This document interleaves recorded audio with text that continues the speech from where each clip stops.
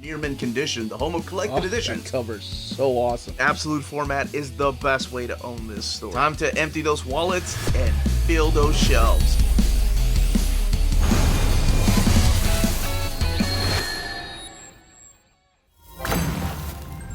How's it going, all you minties? Uncanny Omar here from Near Mint Condition, the home of collected editions, and join me today for my overview of the Identity Crisis, the 20th Anniversary Deluxe Edition from DC Comics. So let's go ahead and get started.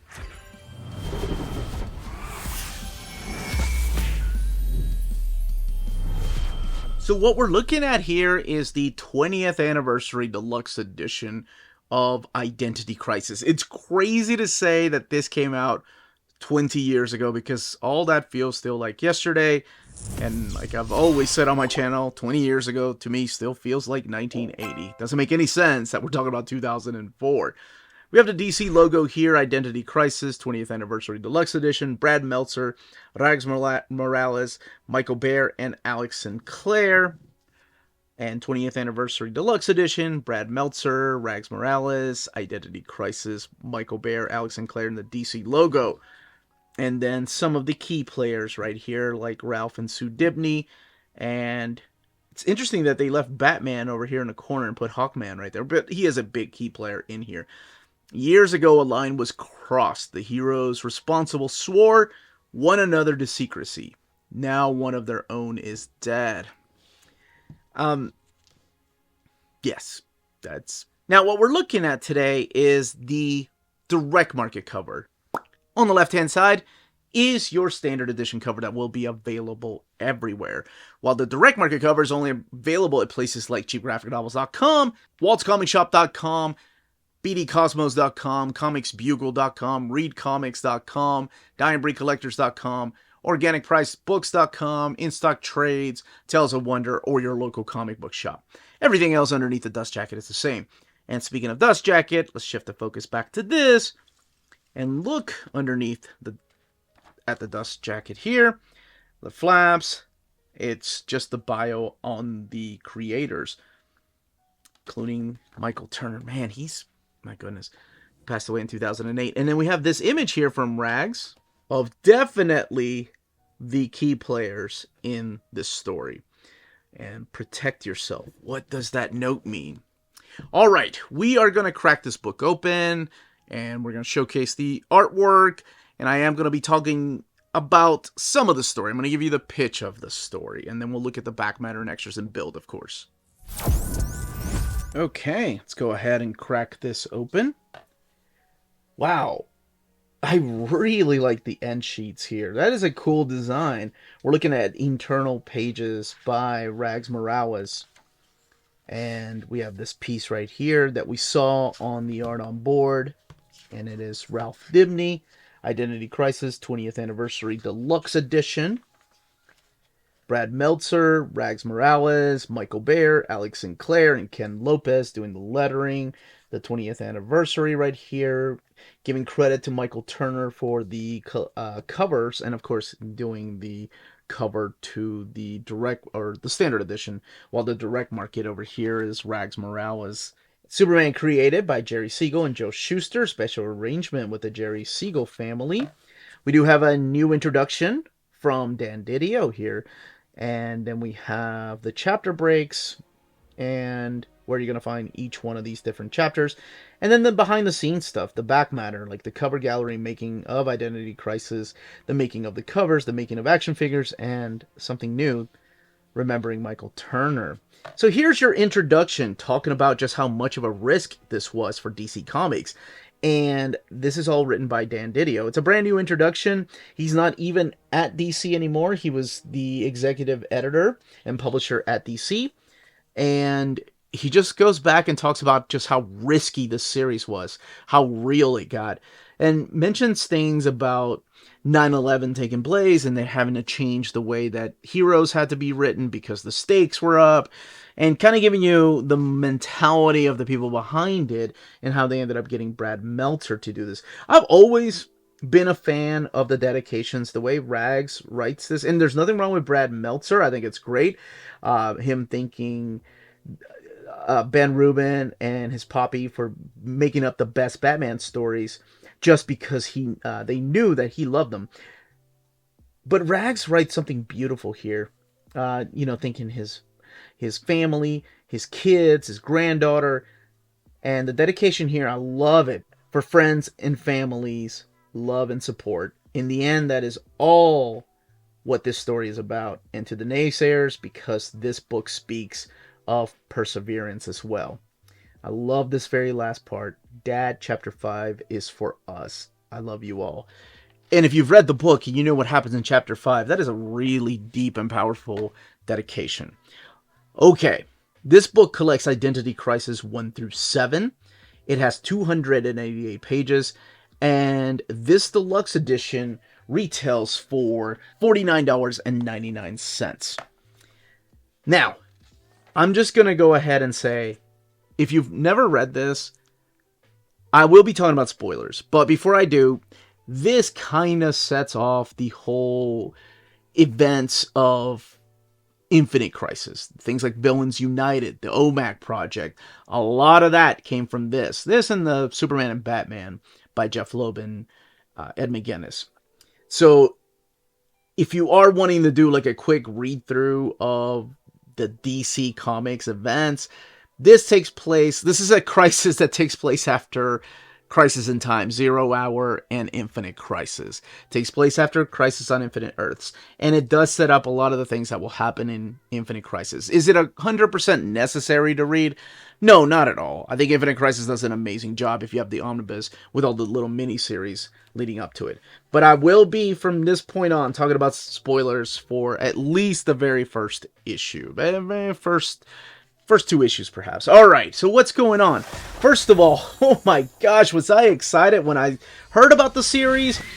Mainly because I was such a fan of the JLI, and I love the idea of characters like Ralph and Sue coming back to the spotlight.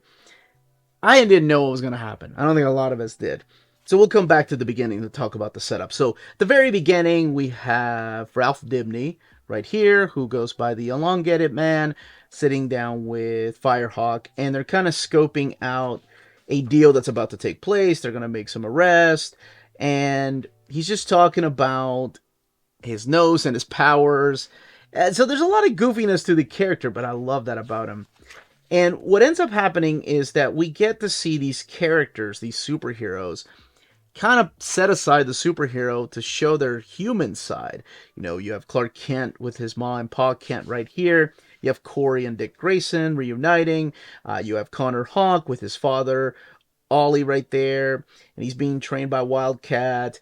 And what ends up happening is that Ralph has a flashback and he starts telling Firehawk about his relationship with Sue Dibny. And it is beautifully put. How they ended up falling in love, how she was an honorary member of the Justice League, so much so that it kind of plays a big part in all of this. So what ends up happening at the stakeout, you shift back to Sue Dibny's house, where she is setting up a surprise for her husband, Ralph Dibny, and she's got a present here. And this gets dark. By the way, there are a lot of violence and realistic things that happen in here for a book that was a superhero book. And I think I need to note that and let people know there is sexual assault in here. So that's what we're going to be talking about. And death. So just making sure people know. All right. So as they're staking out this place, Sue is attacked. Like, she's attacked. And she tries to call Ralph. Says, Ralph, please, are you there? I need help. So she is brutally attacked. Ralph doesn't know exactly what's going on. And they try to make it back home. And then what we end up seeing is she's laying there dying. And somebody says, goodbye, Sue.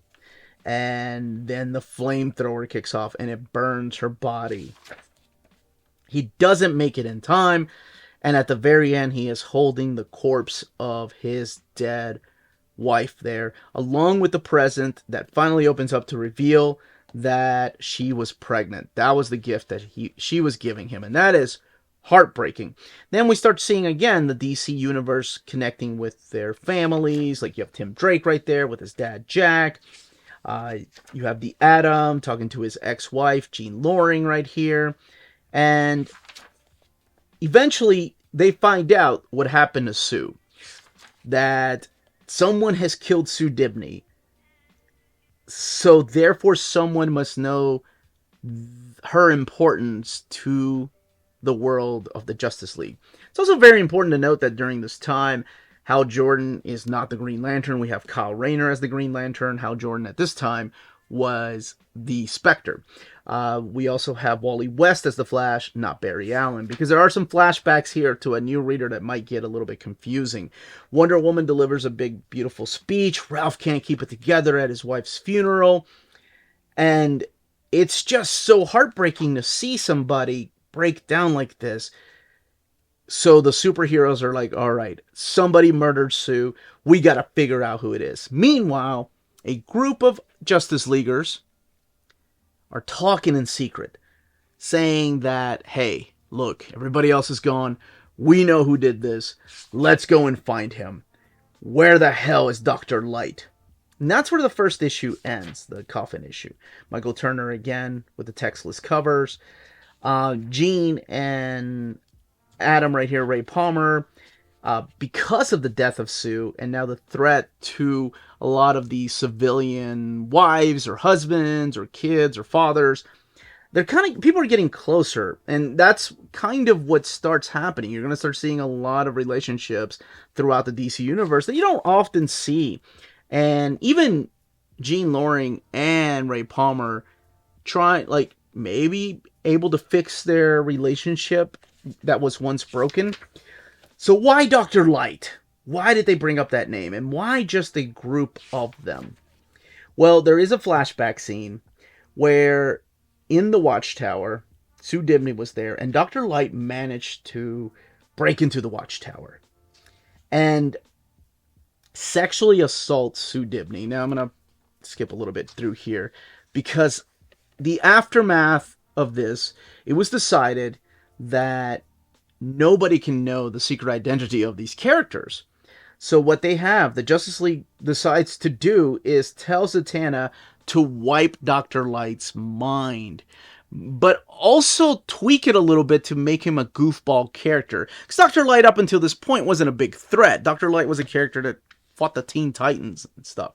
So she made him almost, I don't want to say lobotomize him, but I mean, really, that's kind of what she did, and made him into this dumb character. Now, he doesn't remember who the Justice League is, what he did to Sue Dibney.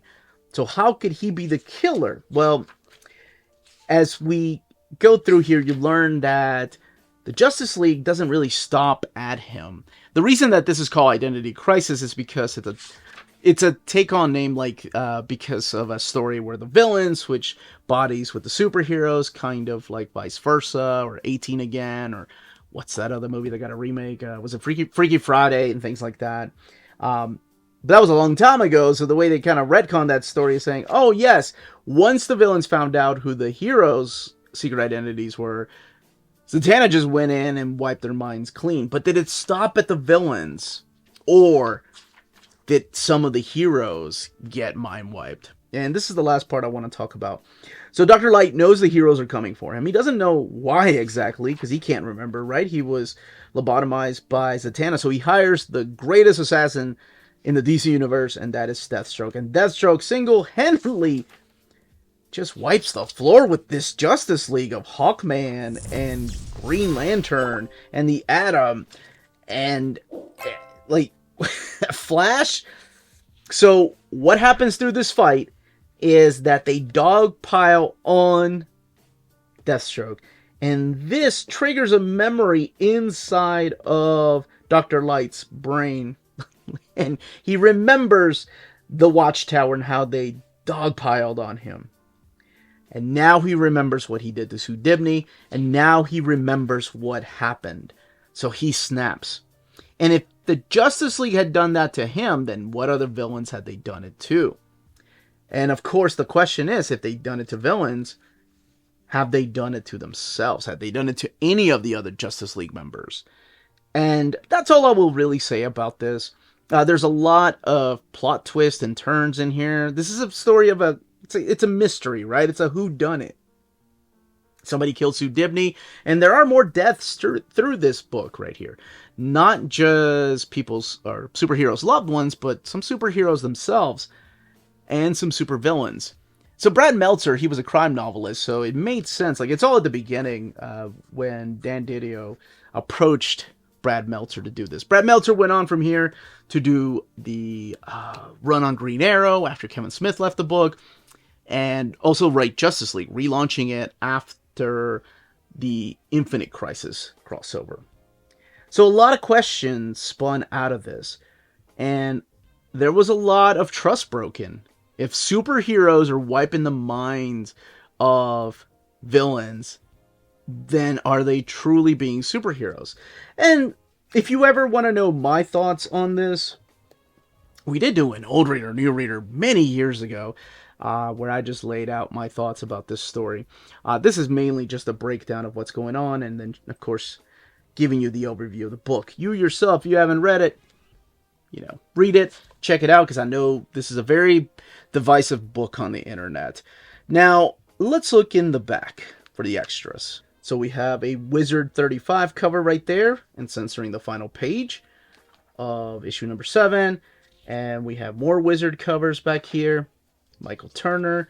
We have the Identity Crisis. This is the 3rd printing, which they used as the cover to the deluxe edition.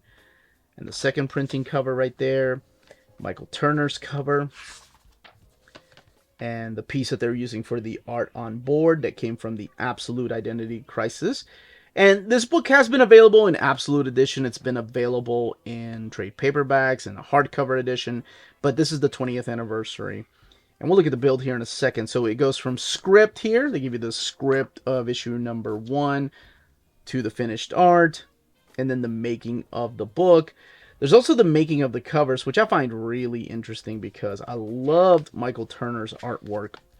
And he came in at like the last day. The original cover artists had walked away from the project, and they had asked Michael Turner. This is when he was at the peak of his game too.